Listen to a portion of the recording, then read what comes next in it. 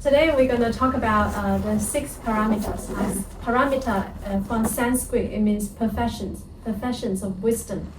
The 6 paramitas are the Bodhisattva practices. Why it's called the 6 perfections of wisdom? It is through practicing the 6 practices, it can help us to activate the original wisdom that's within all of us. It can help us to transcend all sufferings in life. So paramita in Sanskrit also means to arrive on the other shore. From the sea of suffering to arrive on the shore of liberation. So where are we now currently? Are we at the shore of liberation yet? Not yet, right? We are still swimming in the sea of suffering, amongst our afflictions, our worries, correct? How many people have worries in your life? Okay, you do. We all do, right? We have worries, stress, lots of problems, issues. So currently, according to the Buddha, it's also like a metaphor. We are currently swimming in this sea of suffering. And how we can arrive at the shore of liberation, the Buddha said, through practicing the 6 paramitas, the 6 perfections of wisdom. And these 6 practices are practiced by bodhisattvas. So bodhisattva is an enlightened being who works for the benefit of all others. Right? We are not enlightened beings yet, we are still ordinary beings. But if we want to be awakened, then this should be the practices that we should follow. So by practicing all the 6 parameters, then one can realize the Buddhahood. Buddhahood means perfect awakening, perfect wisdom, perfect blessings. To be a Buddha means one can completely awaken to the truth of life and the universe, and one can transcend all sufferings in life. So that's why I always say Buddhism is not really a religion, or not just a religion, it transcends religion. It's been defined as a religion in our world, but if you really study the Buddha's teachings, you will know, wow, this is actually profound wisdom. It's profound wisdom everybody can practice to help us awaken the Buddha nature that's within all beings. So the word Buddha means awaken. And what does awaken mean? It means one is completely transcend all sufferings in life, and one truly, correctly, fully understand the truth of life and the universe. So that's the definition of Buddha. That's why Buddhism is not really like just a religion or any other religion, because the Buddha said we all have the Buddha nature that's within all of us. The Buddha said we all have the awakened nature that's within all of us. So who can be a Buddha?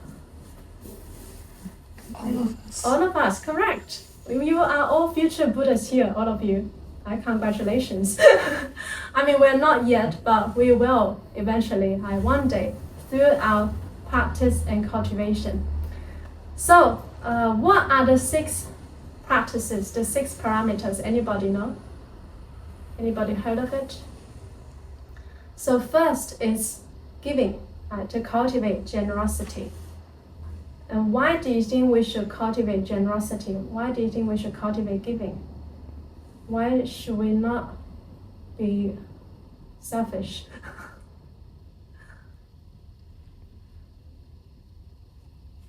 What can cultivating generosity give us? What are the benefits? Why do you think the Buddha said the first one is actually giving, cultivating generosity? Kindness. Kindness, very good. And when you help others, how do you feel? Better, right? You feel good when you are giving. I feel good when I'm here giving this talk. It's not for money. It's all free. All our events are free. We have a retreat coming up this weekend at our center. It's also free, right? It's just we want to follow the Buddha's teachings to cultivate generosity. And what do you think? The more you give, will you get anything? Peace, very good.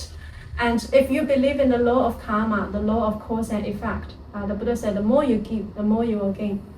The more you give, the more you will get. So do not be afraid, I don't have anything, how can I give?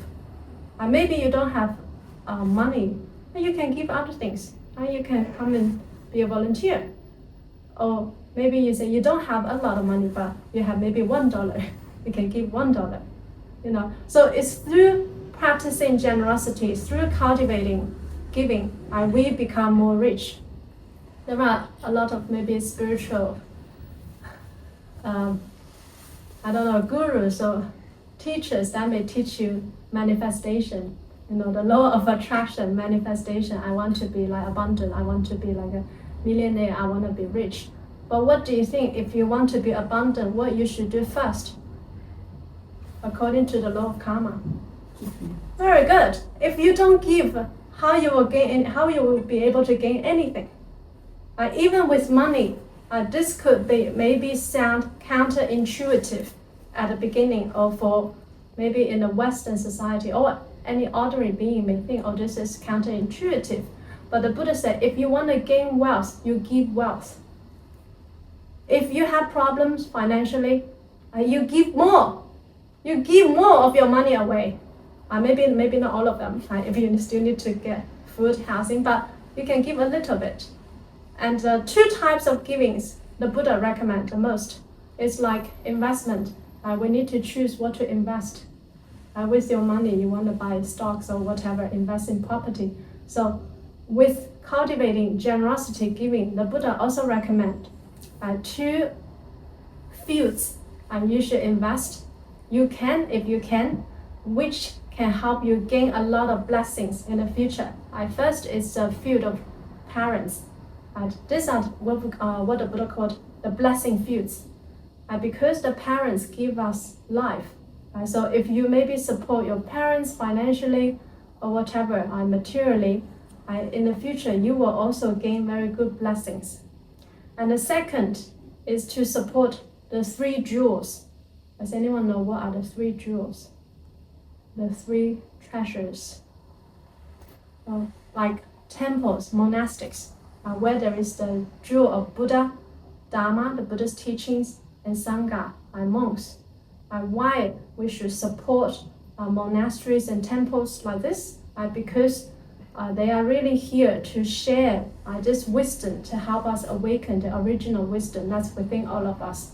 So we should also support courses like this, and this will also help you cultivate very good blessings.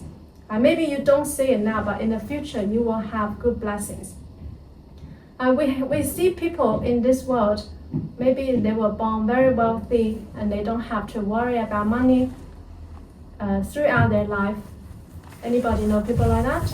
Or maybe from the TV too, So why do you think it's the case? Good karma. Good karma, good. Good karma from when? Past life. Very good.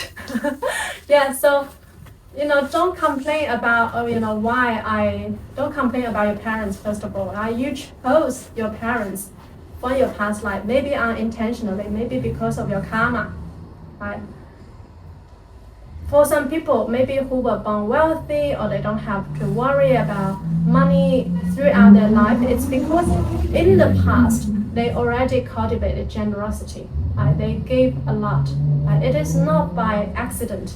Why it's not me? Why it's them? So if we feel that maybe our financial state is not very good, we feel we don't have much blessings or abundance, first cultivate giving. Only through learning to give more, it can help you expand your heart, expand your mind. And the more you give, the more you will gain. The more you give, because who likes selfish people? Raise your hand if you do. No. Who likes generous people? Raise your hand if you do. Right? We all like to make friends with people who are generous, who is willing to give. So you're gonna have more friends if you are willing to give and not to be selfish. And when you have more people, then you will also have more abundance. When we talk about abundance, or when we talk about wealth in Buddhism, it may not just be in the form of money. Money can be one form of wealth, but wealth can come into many forms. Like maybe you don't necessarily have a lot of money, but you don't have to worry about food and shelter. That is also a form of abundance. Okay? So giving very important, first of all. And if you want to gain wealth, give wealth. Make offerings, make donations.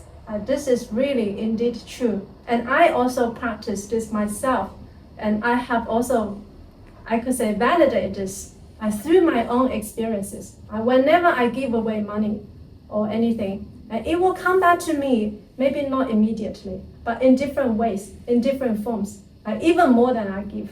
But of course, when you give, you should not also have the expectation or attachment to think, oh, when am I going to get this investment back? So don't think like that. Because if you think like that, the law of karma is very fair. You will get this back in the future, but it may be discounted. But if you give without attachment, you can gain more than what you expected, because you don't expect in the first place. And it will be much more perfect and complete through your actions of giving. So the Bodhisattvas, they practice giving with no attachment whatsoever. First of all, they're not attached to, oh, I can give. They're not attached to how much I give.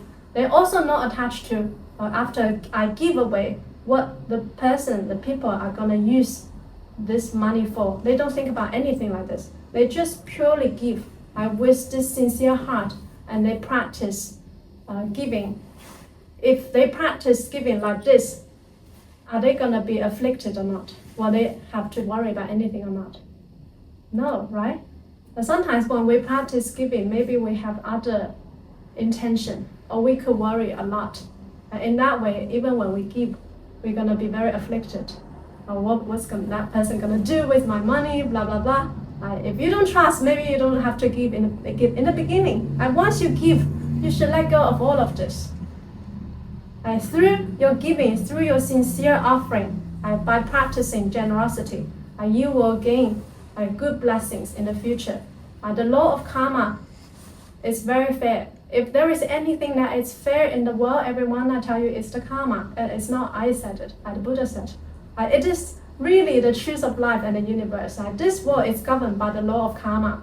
So do not complain if you encounter any sort of situations which are not ideal. It is your karma. If you want to fix it, you need to cultivate the courses. If you want to gain more money, first you learn to practice giving. If you don't have money to give, you maybe give out your labor, different kinds of giving. And the second type of giving the Buddha mentioned, it's if you want to become more wise in your life, you want to gain more wisdom, you give wisdom. What does that mean, to give wisdom? You share the Dharma with others. Dharma means the Buddha's teachings.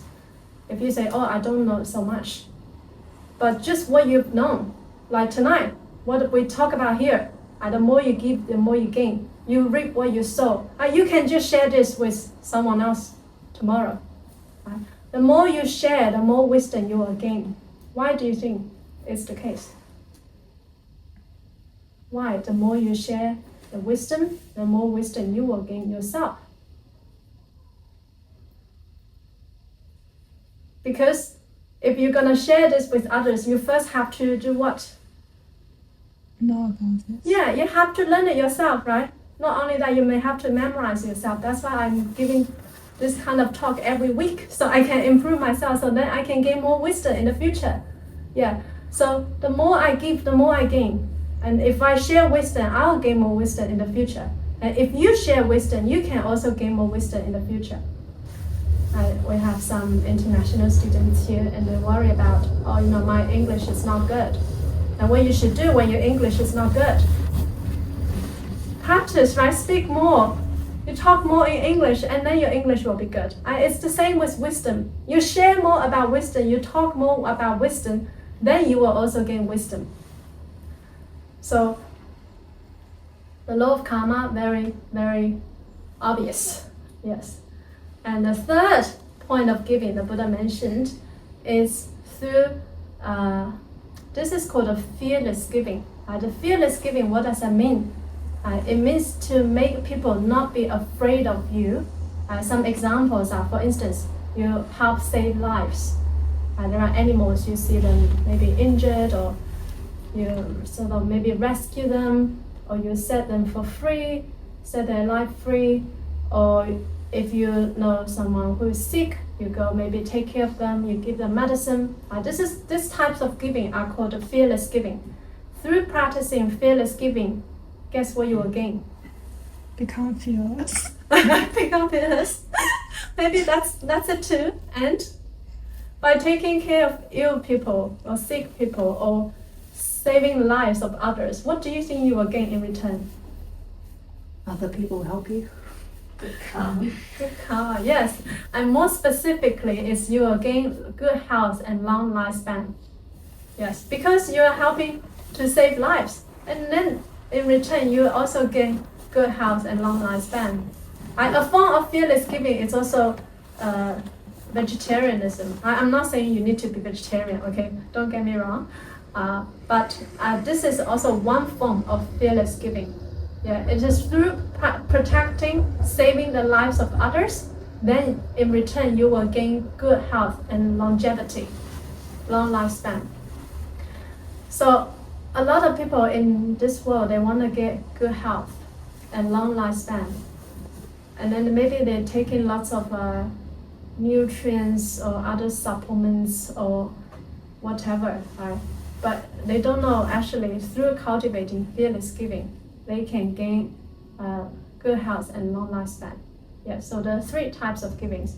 This are the first type of the 6 paramitas, the 6 professional practices. First is giving, second is precepts, third is forbearance, fourth is diligence, fifth is meditative concentration, and sixth is wisdom, transcendent wisdom.